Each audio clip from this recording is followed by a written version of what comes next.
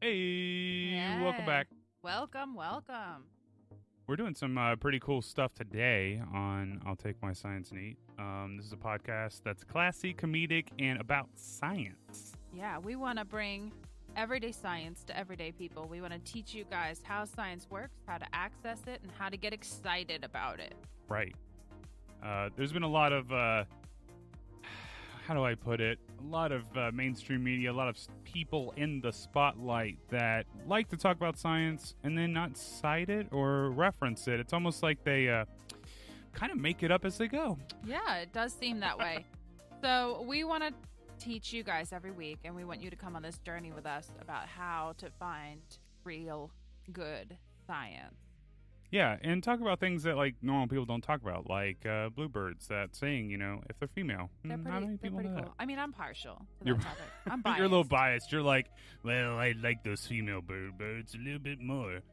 But we also did chocolate. We've done, what else have we done? We've done space. We did chocolate. space and a patron We've done episode. video we games. Did the Mandela effect. Mandela We effect. did color and Color. color vision. We've done 7. This is the 7th episode. This is episode 7. That's crazy. But 7 you, episodes. you are jumping the gun I am? because we're talking about science and we haven't had any alcohol. Oh yeah. Okay, what's the awesomeness of the day? All right. Well, we normally drink a whiskey. We're going to change it up for y'all this week. Y'all. We are going to be having some gin. Ooh. This is actually a local distillery. They opened a few years ago. They're really great. They're in Frederick, Maryland. They're called McClintock's Reserve. Yeah, and the story behind that, we were just kind of like, walking around in Frederick, and then we just kind of stumbled upon. I know. We a go there. distillery. We go there all the time just to walk around the parks and the historic downtown district. And all of a sudden, we were like, "What is this new building?" Oh, this warehouse that's been sitting here forever. It's actually It's labeled now. That's cool. We walked in, sat at the bar, and yeah, we bought some gin from them. They were really cool. So this is an aromatic gin. Oh, They have basically taken gin and run it through a tower with all sorts of herbs and citruses, and it picks up all that flavor. And then it's finished in a cognac barrel.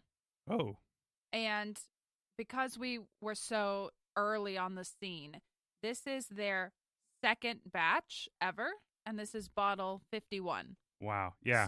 So if you guys are in the Maryland Panhandle area, which is where we are, you should definitely go check out Frederick, Maryland. And it's what's the name? I'm sorry. McClintock's Reserve. Okay, so here comes the amazing special. Oh, I hit the mic cork. though. You did. It was loud. Was it Ruined. loud? I don't know. It's not ruined. I mean, you know what? We could do it again, but that's what? No, it's being poured right now. Oh, it looks Being good. poured. Wow, that's a lot. Did you give that to me? I'll drink that one. Oh my gosh, guys, we're getting crunk. I It's didn't pour Friday that much. night.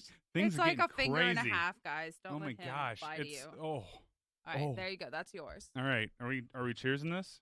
Yeah, well, let So- me put the cork back on. Okay, all right. Is it? Do we do the cork back on? Pork on? I don't know. Is that going to make a noise? I don't know. It did. Yeah, click. Yeah, we'll do the closing ceremony too. All right, cheers. All right. What are we talking about today? We are actually, this is going to be a fun episode. We're going to talk about That's so good. surveys. I know this smells amazing, the nose on this gin. Really good. This is the only gin I will drink neat, pretty Really? much. Is Because it most gin is not that flavorful. is it like science neat? Yeah. Yeah, very good. Wow. Okay. So yeah, we're talking about surveys today. Yeah, I mentioned it a few weeks ago because in the video game episode, because they did a lot of surveys in those studies. Right. And I was like, oh man, we should really talk about good surveys and bad surveys because there are some bad surveys out there. Yeah, I have in my past seen some surveys that are, I kind of look at them and I go, well, that's a leading question if I've ever read one. Like something that it's like obvious they're trying to get this answer. Like, don't you think car wrecks, because car wrecks are the worst thing in the world, are bad for you? Well, they are bad, but Yeah, but it's like a super before we leading get question. into today's science, Yes. we want to ask you guys to all share, subscribe to these episodes, subscribe to the podcast, subscribe to our newsletter. You can see it at I'llTakeMyScienceNeat.com. Yeah. And we also want to point out, if you go to that website, we are doing a super, super cool giveaway right now. Yes. We are really excited. It is an 18 by 18 inch pillow. Full color pillow. Full color. And it has an adorable little Moogle. If you don't know what that is, it is a video game character, but he's just a fuzzy little bear guy. And he's reading a book, and it says Moogle Scholar. Like Google Scholar, it's a play on that website. And so go to the website, enter the giveaway. You can enter it by subscribing to the newsletter, sharing on Twitter. And also later in this episode, there is going to be a secret word. Super secret. That will get you extra entries into that giveaway. Yeah, so be sure to go there and use that secret word as well. You definitely want to subscribe to the newsletter because anytime we put out a new episode, anytime we put out information, we're planning on doing a blog at some point. Anything that we do, you're going to get a little, hey, we're doing this type deal. No, we're not going to spam you. I can't stand websites that spam you. You know, like the websites that you like, give them your email, and then they send you like 12 emails in a day. I have an email designated just for those places. Yeah, it's called the spam folder. We're not doing that to you. You'll get an email maybe 3-4 times a week, if that. You don't have to read it, but we do have some really cool things in there. Any new merch that we have in our store. We have new videos that we put out, so you'll be able to get those. There's just a lot of good information that we're going to be putting in there. Those come out a lot throughout the week. And let's see, what else we got to talk about? Yeah, like and subscribe, obviously. Yeah, do that. And I want to know, like, if you guys are like on YouTube and stuff, make sure to share this around. We're going to be putting out like a giveaway YouTube video. I can't believe I'm doing the YouTube stuff. Now we've gone full circle. Ugh. I know you used to do YouTube and Twitch way back. It's like I never wanted to go back, and there I am. And now you're back because we love you guys, and we want to see you on YouTube. We don't want to just talk to you on the podcast. Yeah, we want to give you as much content as possible. There's a lot of stuff going on. We have a lot of stuff going on in the month of April. We do have a special episode that you need to check out if you're listening to this, and this is in the future, in the beyond in the future. You need to go to Earth Day. We're going to have a special episode on that Thursday release.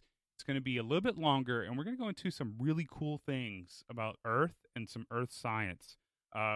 We do feel like Earth Day is an incredible day that we need to celebrate our beautiful third rock from the sun that is, not rusty like that other planet that we're Mars.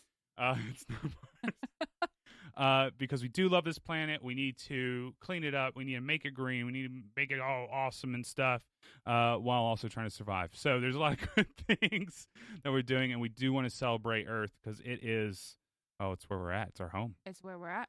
So, okay. All right. So I think that covers everything, right? No. They need to become patrons. Oh, that's right. Oh, gosh. We have this. Okay, you can support us, right? Yeah. So we do science, okay? And I'm not going to lie, guys. This costs money. I know that sounds crazy, but out of our pockets, we pay for things like websites and designs and microphones and putting this out to all of you to teach you about all this amazing science and then referencing and citing and doing all this stuff.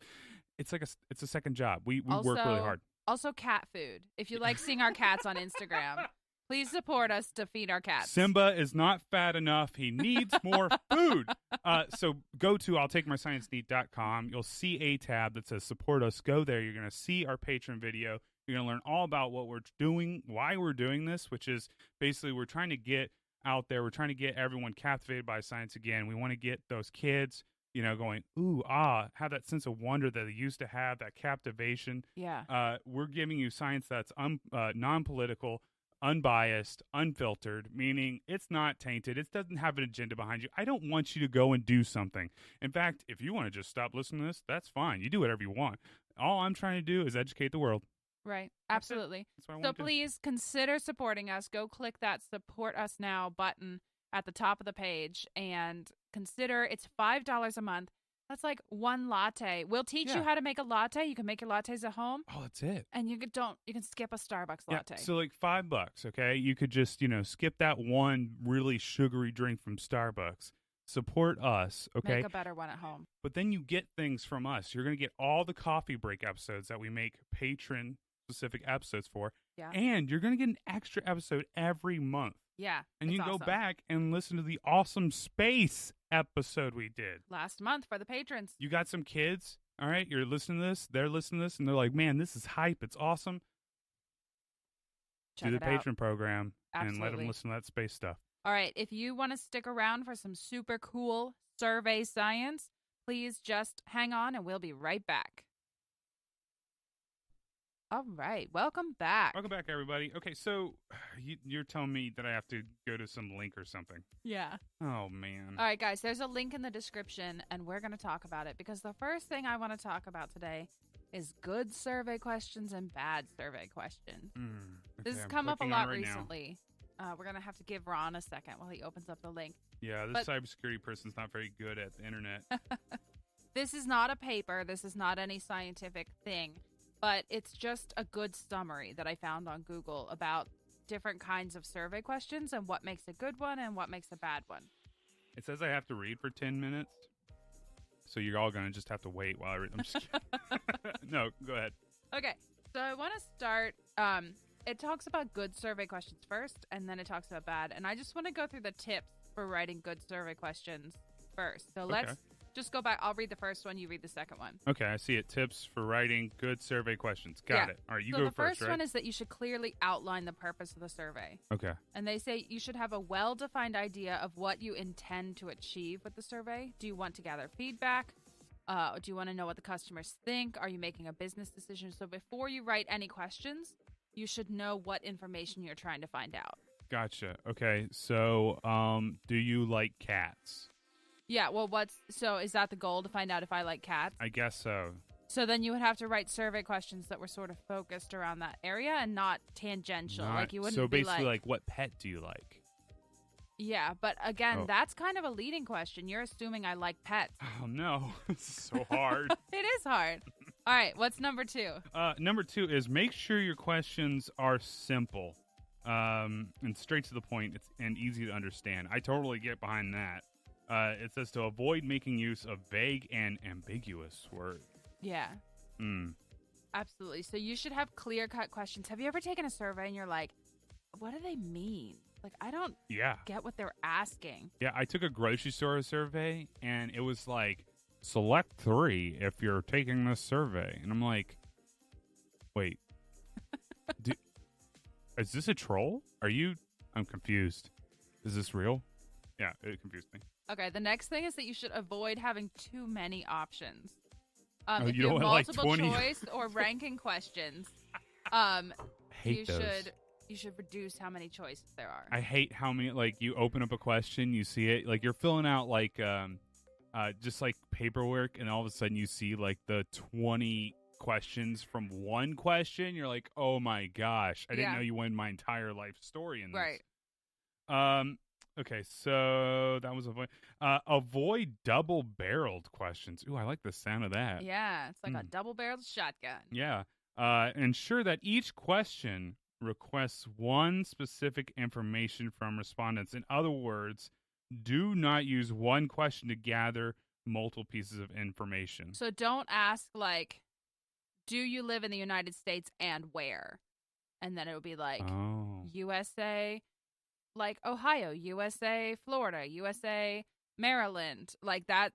Just ask, do you live in the USA? Yes or no? If yes, pick a state, Yeah. You don't want to try and lump it all together. And for my my very nerdy friends out there that know what MySQL is, you always want to have like points, like data points. You don't want to ever have like data points that are, well, double-barreled. You don't want to have 2 pieces of information in a cell. Exactly. Yeah.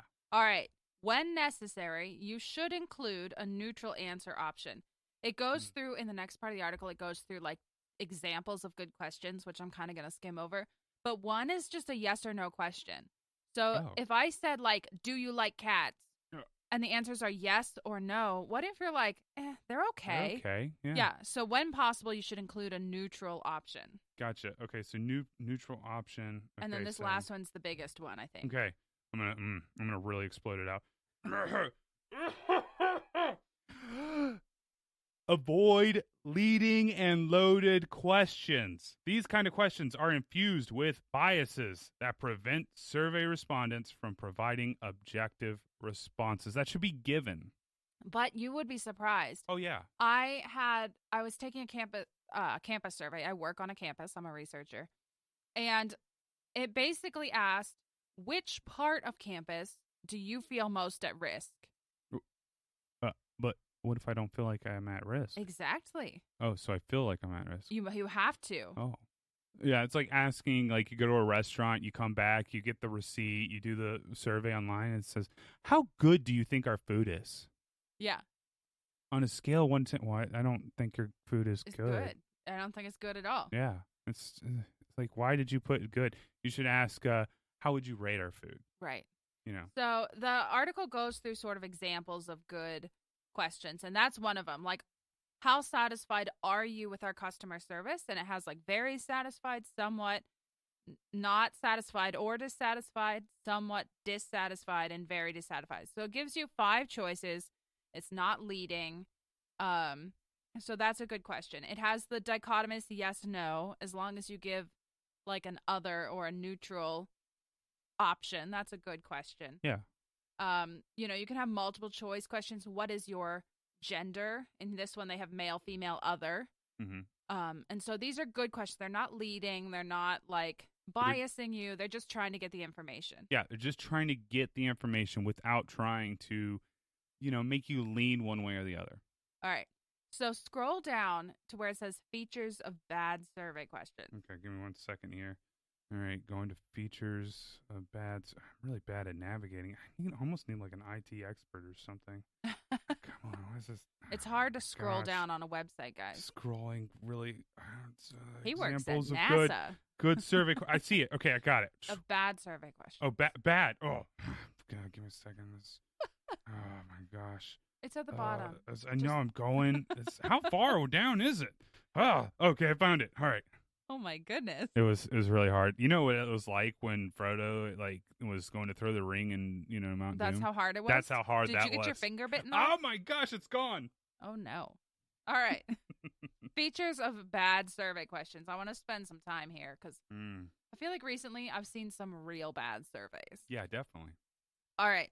A bad survey question uses biased language and influences survey respondents. So we talked about that a little bit. But anytime that you are making an assumption on behalf of the person you're surveying, that's a bad question. Mm. Oh, is it my turn? Okay. It is.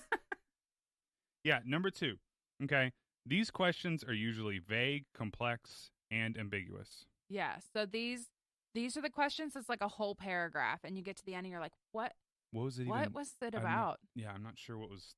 That was too complex. Yeah. And even like that one example I had, it was just like, I don't know what your purpose behind this question is. You kind of have to have a purpose behind it. Exactly. Bad survey questions contain inherent biases that prevent respondents from providing objective answers. So that's kind of a repeat of number 1. But it was like that, where do you feel most at risk on campus? It was like, well, I don't really feel at risk on campus. Yeah. It's so funny because it's like assuming something will almost like create someone to think, oh, maybe I am at risk. Right. Causing a little bit more. But it also means when they, fear. People will pick one of the options was not nowhere.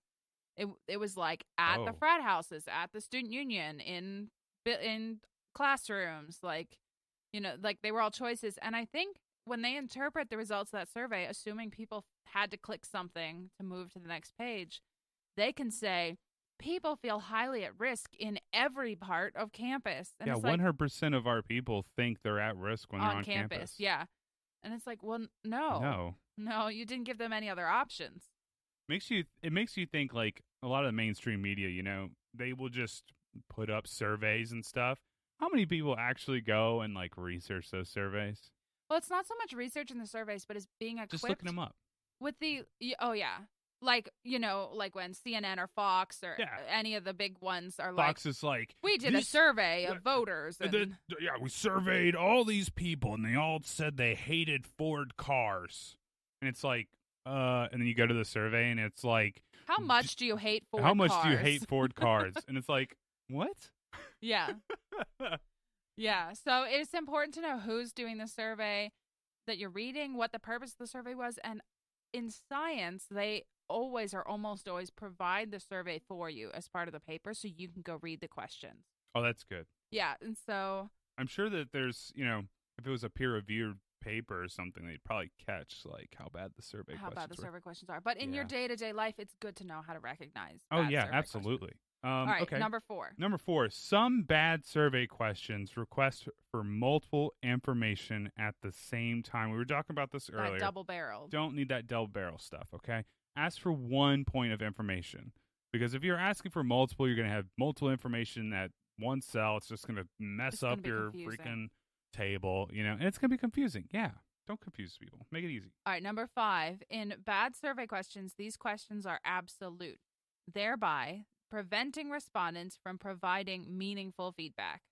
So this is like, how much do you hate Ford cars? Yeah. 1 to 10. 1, I hate them a They lot. still hate them, 10, I hate them a little. Yeah. And it's like, well, that's not meaningful. Yeah, that's not meaningful at all. Yeah. All right, number 6. Yeah.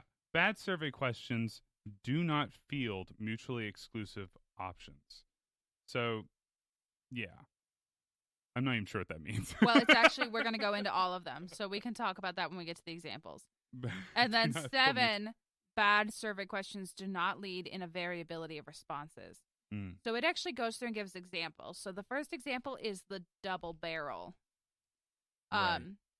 So the first question is, do you find our product interesting and useful? Oh, you mean yes examples? or no? Well, you can find it interesting, but not useful. Yeah, I could be like, yeah, I mean, this, I definitely need this thing that dries my clothes, but it's terrible. Right. Or how satisfied are you with our customer service and service delivery? Satisfied, somewhat satisfied, not satisfied. I mean, yeah. It's like, well, your customer service could be great, but my thing could have arrived 5 days late. Yeah, you go to Amazon, you purchase something, they basically like, man, purchasing that thing was really easy. You asked a question, someone answered it for you on their little chat thing. Then it got to your house, but when it got to your house, the package was ripped. Piano stand. I was going to say, you're still salty about I'm still the salty piano about stand. that. Order piano stand. It arrived, and I swear. The box was shredded. The box was shredded. There was legs sticking out of it of the piano stand, and I just laughed and was like, we're returning this. Yeah. It was I'm like not a mess. keeping this. There were pieces, like the foot yeah. things were There were missing. supposed to be rubber pieces on each leg. Only one leg had rubber piece. All right.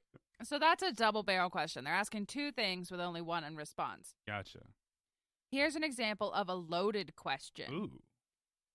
Did you stop smoking before the incident happened? They're assuming that you smoked before the incident happened. Well, I mean, what if I was on fire all the time? I mean, you're pretty smoking, but smoking. Maybe they mean like you're really hot. Did you stop smoking? No. Yeah, that's here's another one. Question. Do you think we should report this criminal?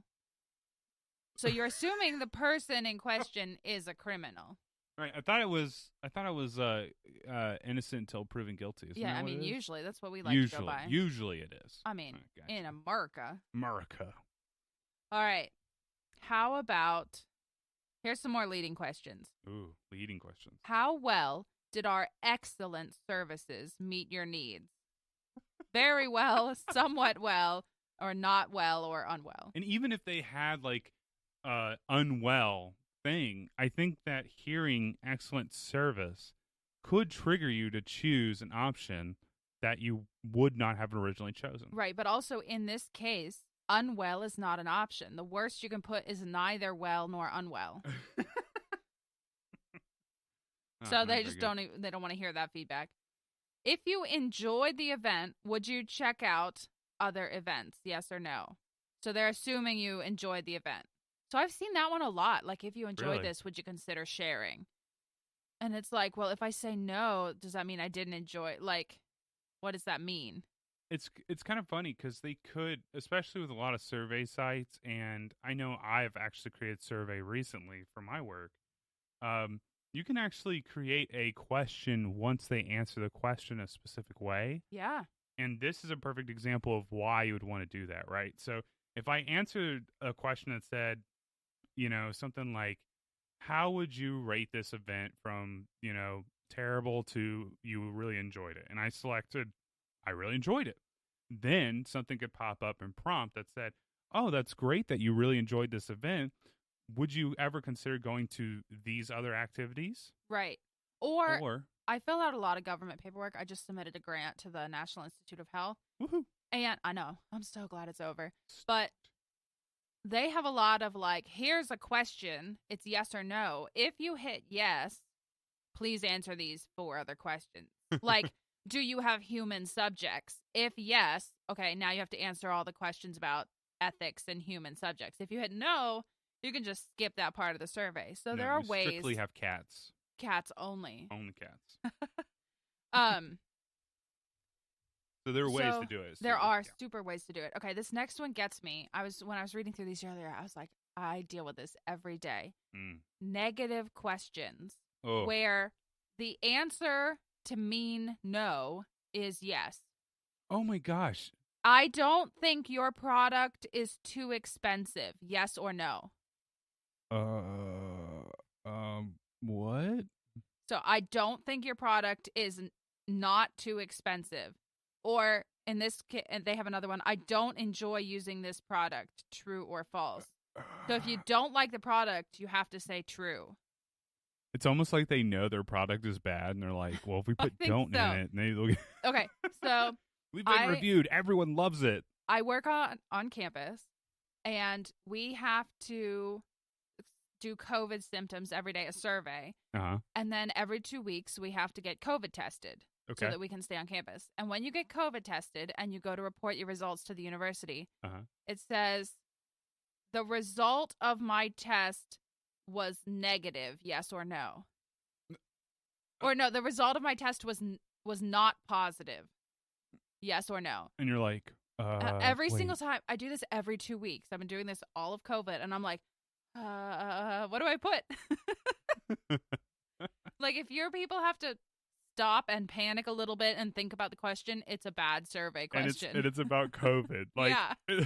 It's only about the pandemic thing, like the big thing that's impacted all of us. But let's make a really bad question. Yeah. And it's like, that's the whole survey. I mean, after you report it, you have to say where you got the test and all that stuff. But it's like a 3-question survey. It's not long. I feel like we could have a whole class just on surveys. Oh, you could. They do. A lot of universities will you have took one. A class in survey. I didn't take a whole class in surveys, but it was like a chapter we covered in one of my classes. All right, is this their last thing? This might be the last thing. Okay. These are examples of vague questions. Do you think people enjoy using our product? Yes or no? Well, who are people? Yeah, who are Which people? Which, yeah. Maybe some people all do. People? Yeah, I'm sure that, Do we have the best product in the market?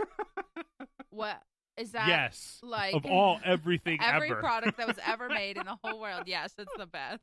It's the best. Yeah. So this is just, I mean, you can dig a lot more into, like, if you're going to make a survey, I would strongly suggest taking some tutorials, reading more. There's actually scientific papers about like how effective certain types of questions are and that kind of stuff, which if you're making surveys, I strongly, strongly suggest you dig into that. But just for the everyday person, like if you go to take I don't know, like a presidential survey or a survey about like, do you like the grocery store? Like we do it to get gas points. We do their survey. And just to be able to spot good and bad survey questions so you know what you're getting yourself into. That one campus one, I had to rage quit the survey. There were so many leading questions. I know. I told our lab manager, I was like, I didn't know you could rage quit a survey, but I just did. You like flipped a couple tables, like you threw one of your interns like out the window. Poor interns. Yeah. No, but it was They're a okay. lot of They questions. bounce. Well, they feel at risk on campus. Oh. There was a lot of questions. Is like Dr. Rose one of the answers? Where do you feel most at risk? Near Parking Dr. garage, the dorms, Dr. Rose's lab. Yeah. So there were so many leading questions. I was like, I don't want my answers to be in whatever weird results they come up with. Wow. I was pretty upset about it. That's so funny. That's so funny. But all right. So now before we move on, I want to play a survey game. Oh no. because Oh no. we knew we wanted to talk about surveys this week. So I was looking for studies that used surveys, talked about surveys, anything like that. And I just ran into one that just made me smile. So we're going to take the survey. Okay. All Do right. I have to do anything, or are you just? You have to answer the questions. Okay, I'm answering the questions. All right. I'm not good at this, guys. Uh-oh. This study is called Perceptive Pets, a survey in Northwest California. Okay, we're not Northwest California. Already going bad. I know. And the authors are David J. Brown and Rupert Sheldrake. Thank you so much for this survey that I have to take. Yeah. It was published in the Journal of the Society for Physical Research. Okay. Let's see. Let me check the show notes. I think they did have funding. Okay, they were funded by LifeBridge Foundation and the Institute for Noetic Scientists. Noetic is like intellect. Whoa. Apprehending intellect. Intellect. Yeah, and this was published in 1998, so it's a little bit older. Okay. All right, are you ready? I am ready.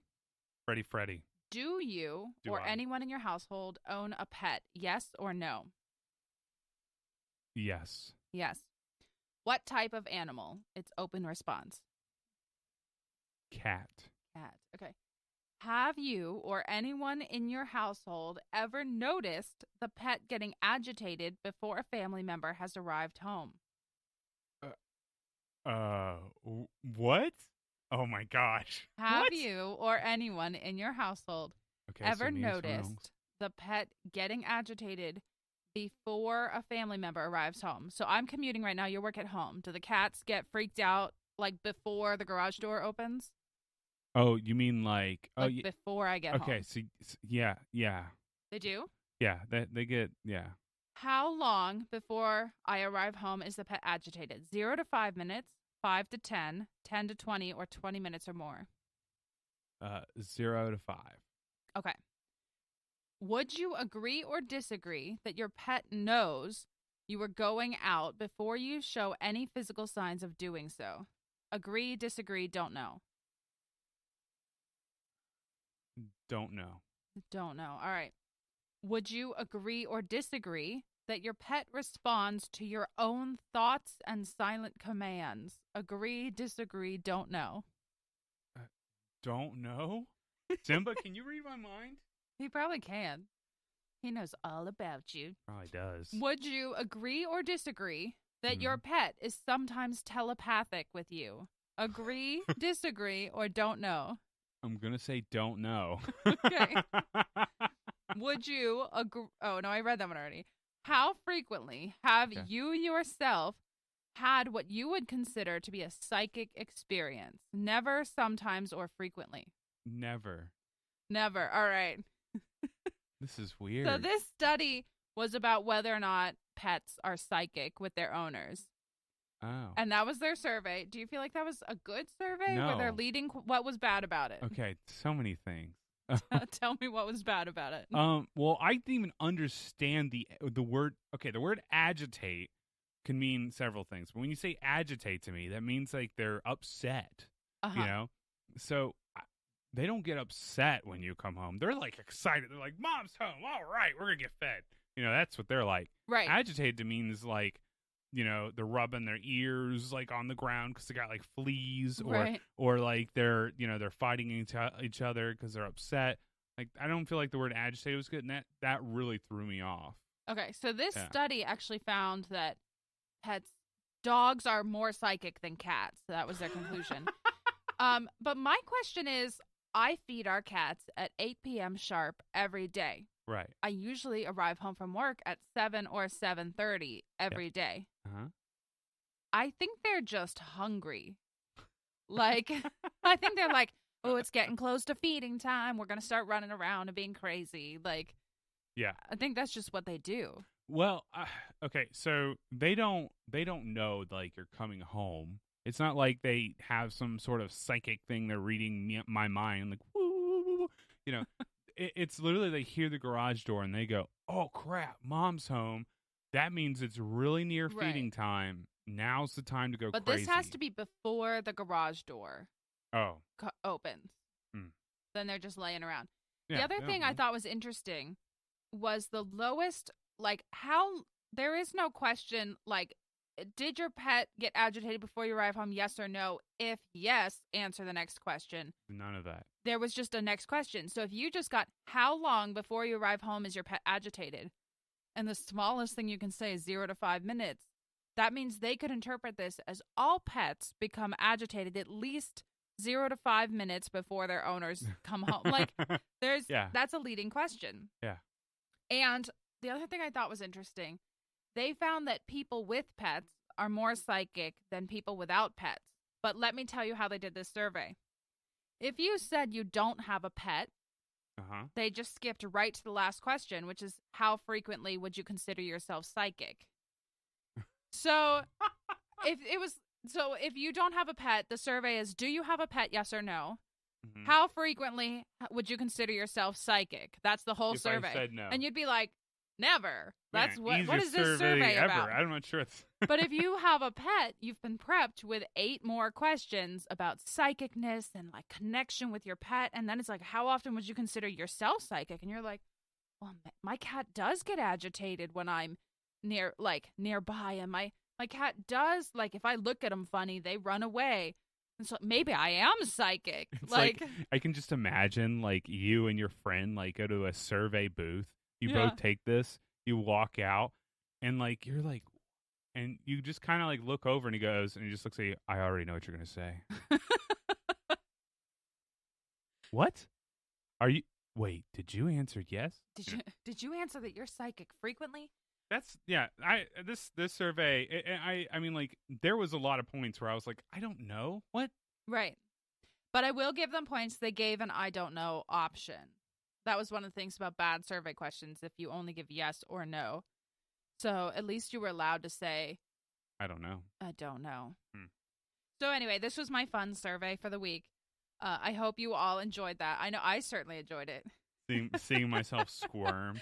So if you've been enjoying this, please stay tuned. When we get back, we are going to give you some super exciting breaking news. And we're also going to talk about how surveys have been used in the COVID-19 era to think more about human psychology. So please stay tuned. We'll be right back. Hey, welcome back from the break. We're going to go ahead and get started with some breaking news for this week. For this week, it's more. It's this past month. I mean, because when this comes out, let's be honest, it's already like a little bit later. Century. Yeah, it's the future at that point. So let's talk about our first news. Okay, I found this really interesting. This comes from New York Post. This is talking about Elon Musk urging workers to move to SpaceX's Starbase, yeah, in South Texas. So Elon Musk, if you haven't heard, is like, yo, I'm doing all this spaceship stuff. I really want to kind of like make a town. And so now trending is Starbase, Texas. There you go.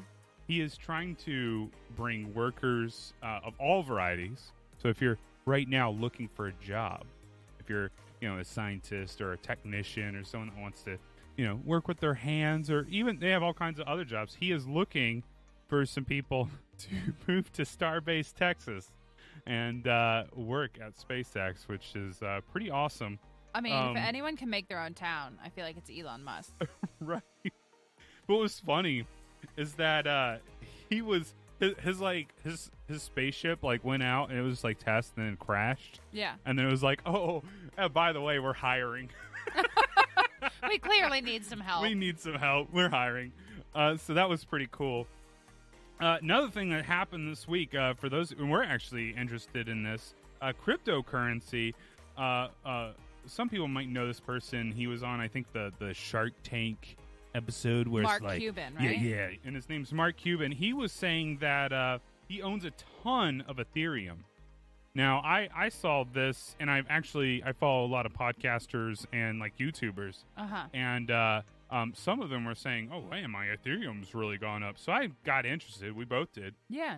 Looked at this. Ethereum has like skyrocketed. Yeah. Like over the past year, it went from like $400 now to it's $2,000. Yeah. For one Ethereum.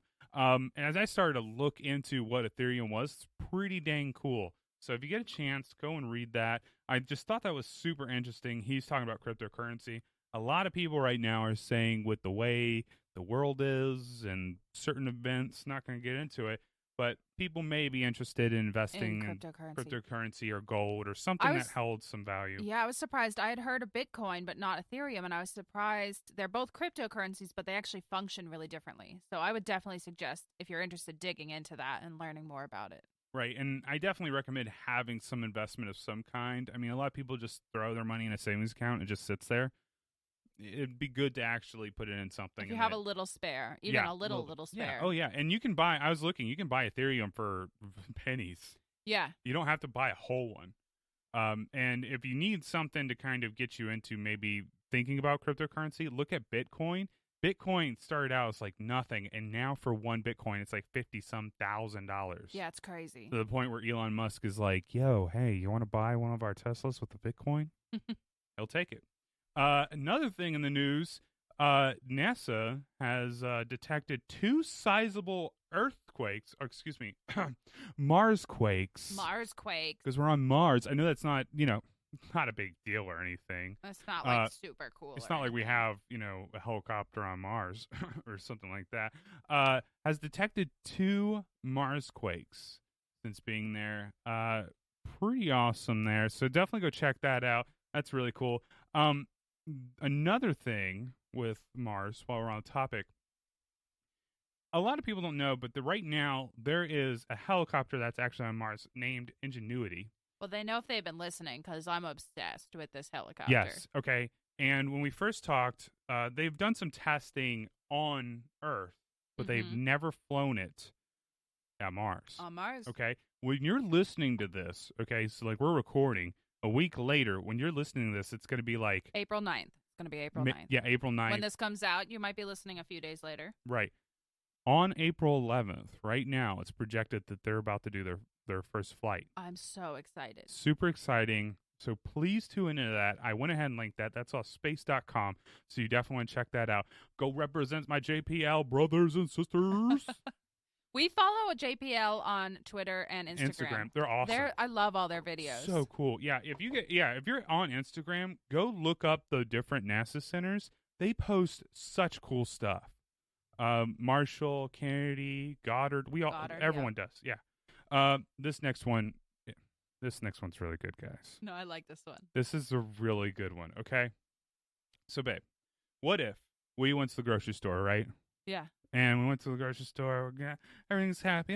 We're like skipping around. We're so happy getting groceries. And we came out to our car, and suddenly we saw 15,000 bees in our car. Well, first of all, I've been like, man, should not have left the windows open. Should not have left the windows open. We lived in Baltimore long enough to know that you do not leave the windows open when your car is unattended. And it's funny. I had like a ton of flowers back there. It could be robbers. Could be bees. You just never know. Just don't know. I'll bet he didn't have flowers. That is a bee swarm. He did. So he said that he had the person, the firefighter was they didn't really talk about like why, but yeah, there was what's a queen bee. A queen bee, there. Yeah. So the first thing this guy does, okay, you can read the article, it's really cool. Is he calls 911. I mean, I don't know who I would call. Yeah. Who? If there's tons of bees in my car and I'm like, oh my gosh, someone's gonna get hurt. Grandma's gonna try to go to the grocery store. She's gonna get stung by a swarm. I need to call 911. So they call 911. Someone, and that's a firefighter. He might say he's a volunteer firefighter or something of that nature. But I know he's from the fire department. You got to call. This guy actually took care of bees. Yeah. And he said, basically, like really cool, like hero style. I'm not gonna let those bees die on my watch. and like, he literally said, quote unquote, I'll do anything to keep people from killing bees. Yeah. So he went, okay, firefighter, comes, gets the bee, gets the queen bee, and takes them and transports them back to his house to take care of. That's so good. Isn't that amazing? That's amazing. I think we need to have a bee episode. They're so cool. I want to tell you all about how this is a bee swarm and how that works, but I think that's a whole episode. I think we need to go there. And he says further in this, he says, luckily when bees are swarming, they're pretty docile. Yeah. I didn't know that. I thought bees swarming, that means, things are bad. And he also goes to say they don't have much, they don't have a home to protect at the moment. Right. So it's much more intimidating than it is dangerous. So this guy, I see one bee and I'm like, yo, I'm out. This guy's like, no, I'm here to save the day. Zelda wants to be part of the podcast. Sorry if you guys can hear her. And the pictures are crazy. Like, I don't even see this guy really in a beekeeper outfit doing this. I mean, he probably didn't. So, my mom keeps bees. Yes. And they swarm. And there's certain times of years, like right now, when the bees are swarming. And that means, like, part or all of the hive basically leaves. Either if the queen dies or they get a new queen, or if the hive gets overcrowded, they swarm and they basically go to find a new home and make a new queen and all that stuff. And so he's right. If there's no home to protect, if there's no queen, if there's no honey, then they're not going to be aggressive. And so it's a super cool thing. Beekeepers usually put out what are called swarm boxes to catch the swarms. But if it's a native, like if it's not a honeybee, if it's a native bee, or if it's just like a honeybee that didn't have, like the owners didn't have, the beekeepers didn't have a swarm box out, right, then they could swarm onto a car. They're looking for a warm surface. A place. Yeah. Yeah. Yeah. So what this guy did was the only thing he had of protection was he did have his beekeeper's jacket and a veil. So he does have that. But he also had the empty box, like you were talking about, empty beehive box. But he treated himself with lemongrass oil. Interesting. And he says the reason why is that mimics the scent of the queen. I didn't know that. Well, now you do. That's cool. It's a very cool article. New York Times put that out. I highly recommend reading that. I mean, I don't know if you guys know, but bees are like critical for our life. Absolutely. Our Earth, and little plug there. We're going to have an Earth Day episode. Maybe we'll talk about bees on there. Maybe. But, like I said, bees are incredibly important. This just made my heart warm. Yeah. Made my heart really warm. So anyway, that is your breaking news for April. I hope you all enjoying that. Thank you for joining us for breaking news. And now we are going to get a little bit more into some less breaking news. We're going to talk about some things we've been talking about all year. We're going to get into today's science. It has to do with COVID-19 and the quarantine. But before that, we are going to tell you the secret word. The secret word. All right, this is for the Moogle Scholar super cute pillow giveaway. Super cute. It says in the description, super cute. It's super cute. Super cute. Okay, so the giveaway word for this week, the super secret giveaway word is bees. Bees. I think a lot of people know how to spell it, but I'll go ahead and spell it for you. It's BEES. All capital. All capitals. One word. Go to I'llTakeMyScienceNeat.com. Go to giveaway. It's literally at the top of the page. You're not going to miss it, okay? Go there, into your, email, sign up for our newsletter. You have to sign up in order to enter. I mean, sorry. Sorry, guys. You get some cool information from us. And then after that, you're going to see the option to put in a secret code. Go down there, hit that option, and you're going to want to type in the word bees. All right, we're going to talk about our COVID science after a quick break. Ooh. I know. All right, Ooh. The title of today's paper. This is Friday. We're supposed to drink and We chill. are drinking. Okay, all right. Well, I'm going to drink a little bit more. This is fun, though, because we're going to talk about the uses and perception of music in times of COVID-19. Okay, I can get behind this. This is a survey that was done in Spain. Okay. All right, the authors, I apologize in advance for butchering your names.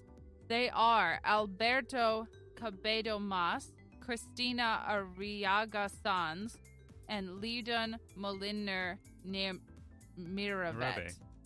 Miravet, yeah, that's probably. Come on, you gotta get Well, no, that would be French. Listen, I'm still standing behind that every single paper we've had, the authors have had the coolest name ever. I still stand behind the fact that most people have cool names, and we don't ever hear people's whole name.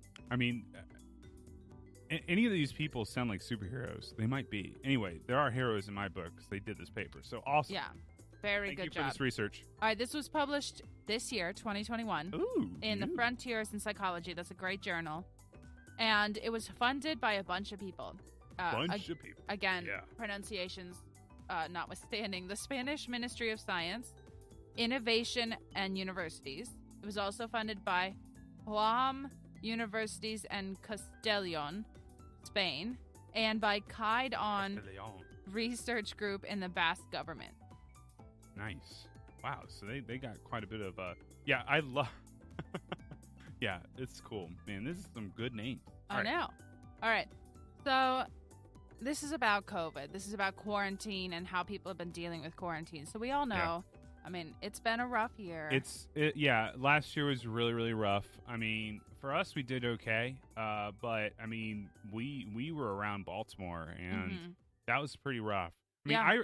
I remember a lot of people were like, I'm not going to get political, but I know a lot of people were like, oh man, I really like our governor. And it's like literally shut down parks.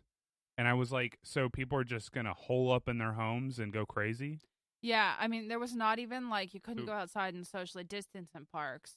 Yeah. It was just like absolutely no access to being outside. And I get it, like it's a pandemic, like we're trying to be socially distanced and stuff like that, but as like mentally and stuff like that, just being held up inside one place for long. And our house was dusty, and I now have a dust allergy. Well, you had a dust allergy, but now you are really suffering the consequences. Right.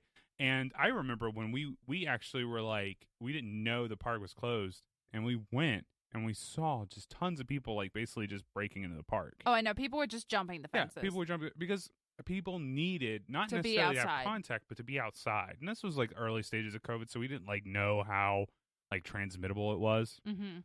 Yeah. But COVID. Yeah. So this survey was done in Spain, and Spain was one of those countries that extra isolated the elderly. Okay. And so that's going to come up later in the survey, but basically, everybody in Spain was, Spain was shut down like most of the rest of us, but the elderly were like in really, really strict, both because the elderly were trying to protect themselves. And so a lot of people put stricter isolation on themselves, and I think the government was also isolating them. So they were like, hey, quarantine the vulnerability. Yeah. Okay.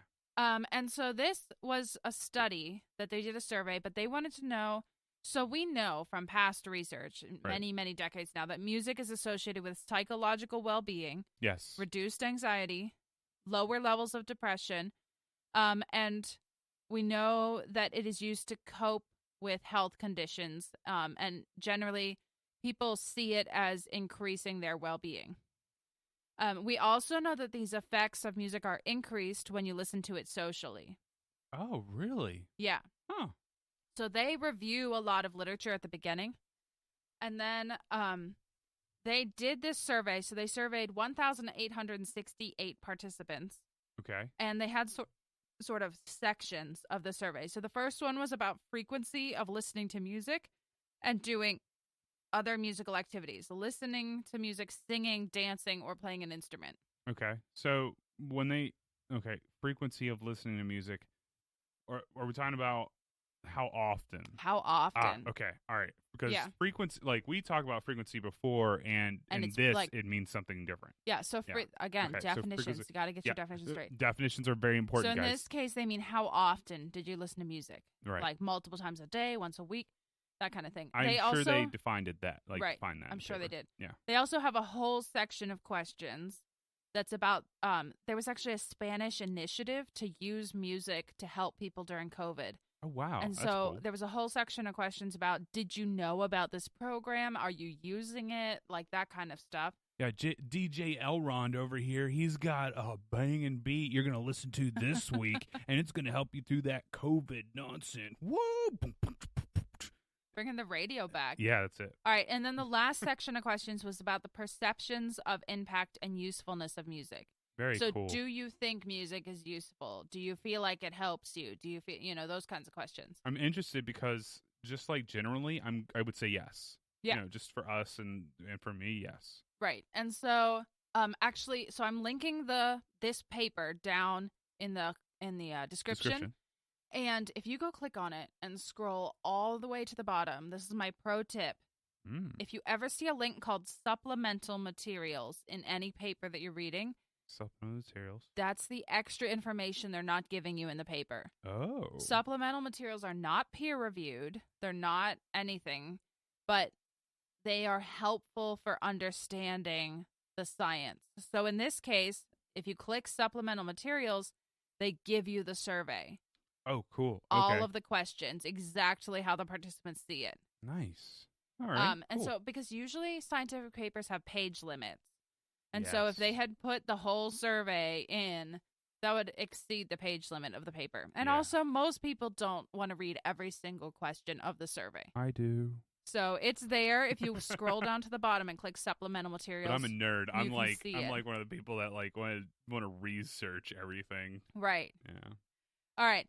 So they kind of review some previous surveys that had been done in the past in Spain. Mm-hmm. And so previous surveys suggested that most people intake music when they're not at home, on their commute, as parties, as background music in the mall.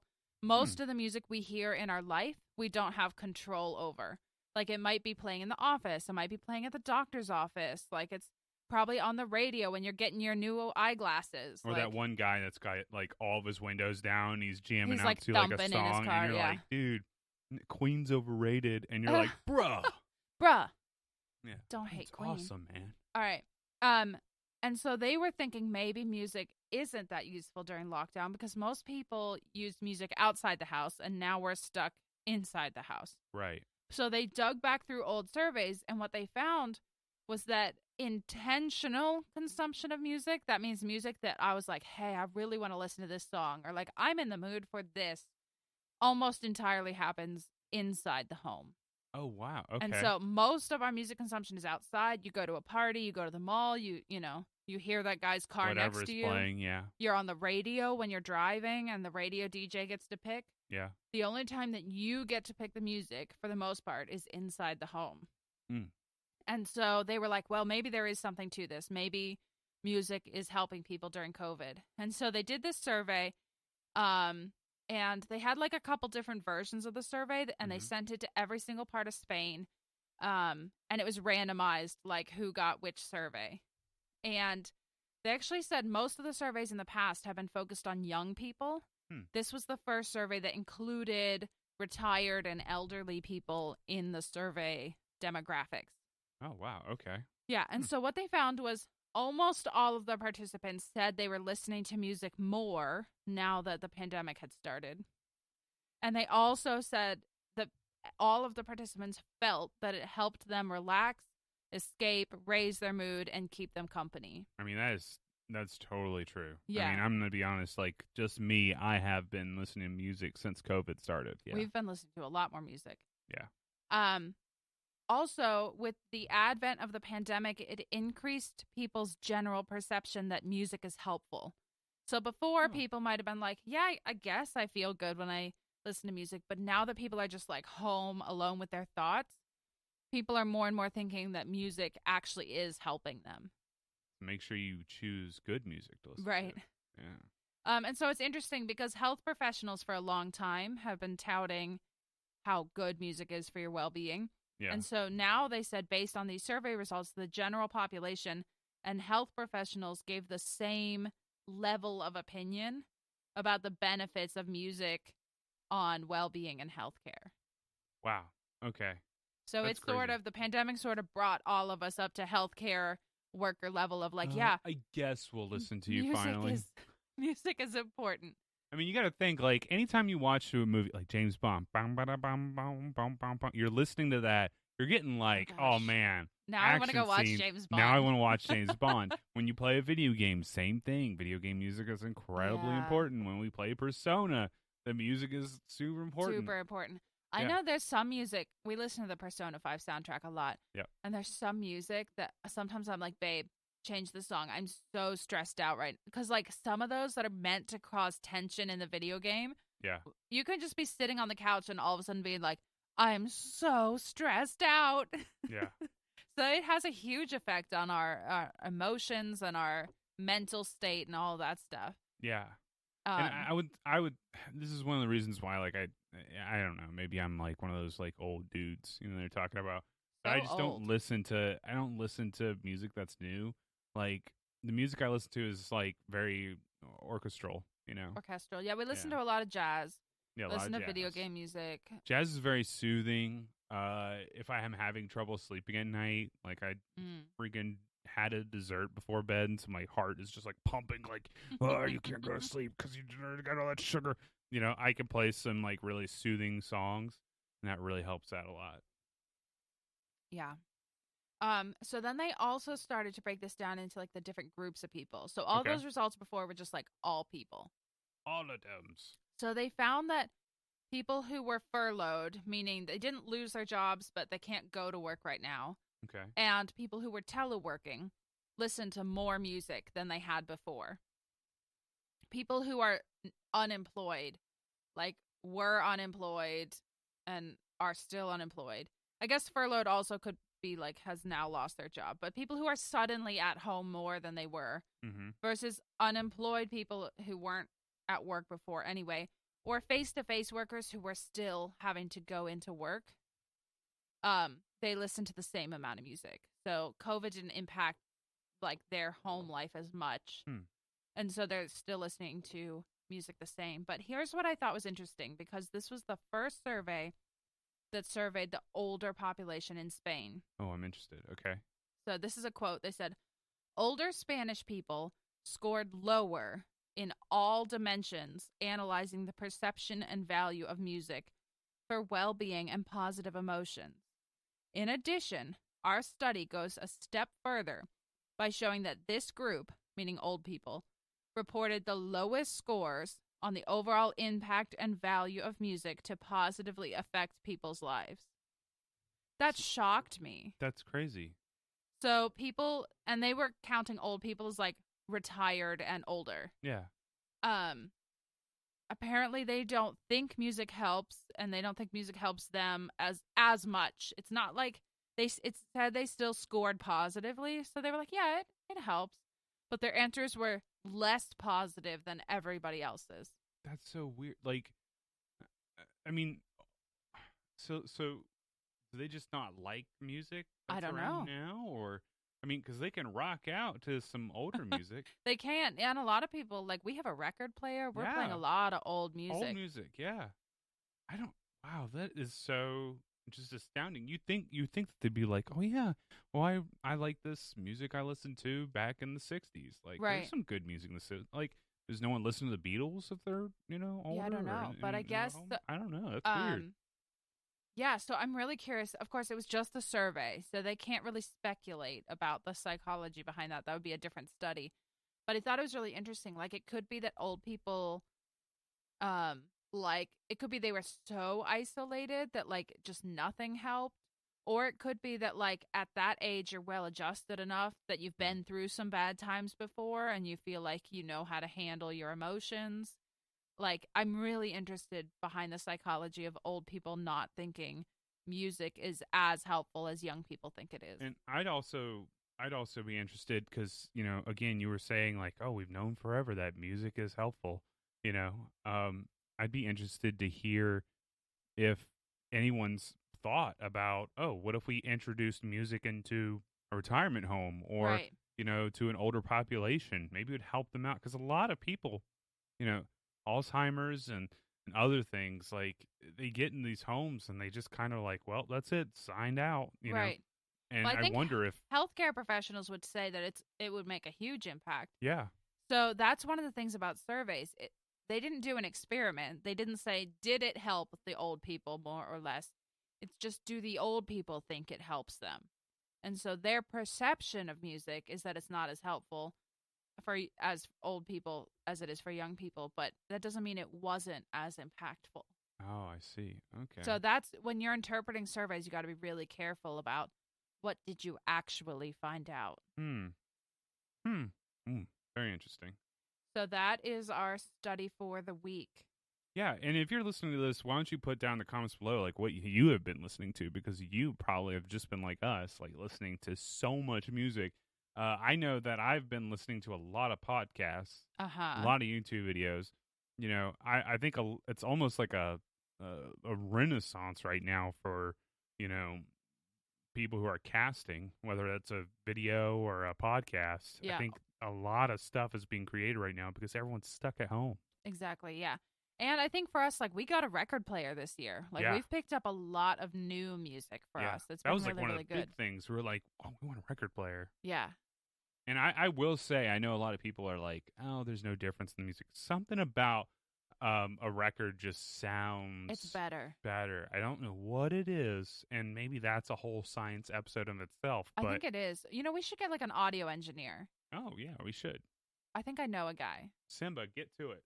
Oh, you know someone. Oh. I do. I know someone. I have to ask him if he wants to come on.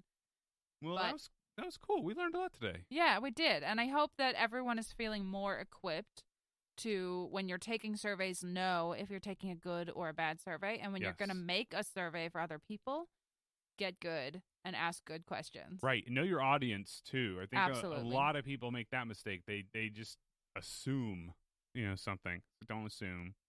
Try to know your audience. Know what that survey is trying to get at information-wise for the database people out there. Absolutely. And if you're enjoying this, you do want to go and look at our I'llTakeMyScienceNeed.com. Go check out that website, enter the giveaway, think about supporting us, becoming a patron. We're doing this. It's fun and stuff, but it does cost a little bit of money. Helping us out would be great, and you get a lot of content for that $5. Absolutely. And when you enter the giveaway, make sure you use the special word that you got in this episode. And also, one of the ways to enter is to check out our shop. And while you're there, seriously, look around, see if there's anything interesting. There's some super cool designs. There's some super cool new ones coming up that we're pretty excited about. Yeah. And just continue to keep exploring, keep looking at science. And just remember, if anyone ever asks you how you want your science, tell them you'll take it neat. Thanks, everyone. Have a great Friday, great weekend, or great day, wherever you're at. See you next time.